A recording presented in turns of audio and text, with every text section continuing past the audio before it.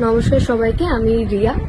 ইদানিং সোশ্যাল মিডিয়াতে আমার যে ভিডিওটি ভাইরাল হচ্ছে সেটা নিয়ে আমি এখন কথা বলতে চাই। কি এতদিন আমি কোনো ভিডিও করিনি, আর কোনো রকম কোনো কিছুতে কোনো কন্ট্রোভার্সিতে আমি আর জড়াতে চাইনি।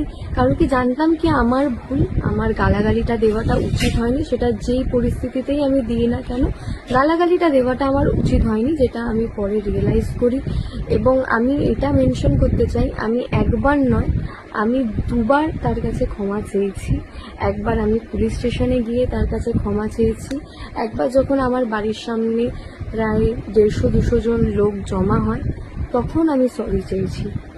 তো তারপরেও ভিডিওটি এমনভাবে সার্কুলেট হতে থাকে কি মেয়েটি এতটাই অ্যাটিটিউড, এতটাই ডেসপারেট কি এখনও পর্যন্ত মেয়েটা ক্ষমা চাইলো না, মেয়েটা কোনো কিছু বলছে না, বা মেয়েটা এই, মেয়েটা ওই, মেয়েটা হ্যান ত্যান, বিভিন্ন রকমের ভিডিও ভাইরাল হতে থাকে, আমাকে নিয়ে মিমস তৈরি হতে থাকে, আমাকে নিয়ে সোশ্যাল মিডিয়ায় অনেক কিছু আমি দেখেছি।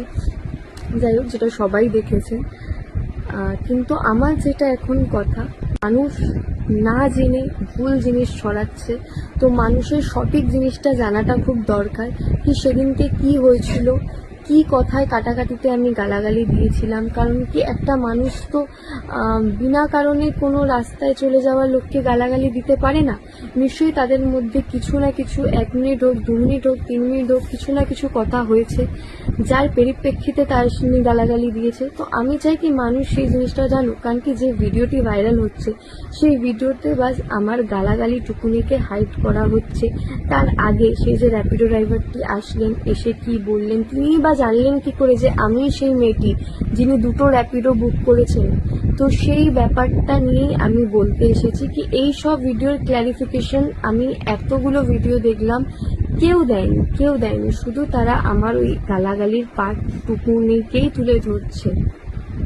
তো সেটা আমার ভুল, আমি বারবার মেনে নিয়েছি, ছেলেটির সামনেও মেনে নিয়েছি। কিন্তু একটা জিনিস আমি লোকের কাছে বলতে চাই কি এই জিনিসটা ভেবে দেখা হোক, আমার 90% ভুল ছিল, কিন্তু 10% ভুলটা ছেলেটারও ছিল। যেই ছেলেটিকে আমি ক্যান্সেল করে দেওয়ার পরেও তিনি আমার বাড়ির কাছে এসে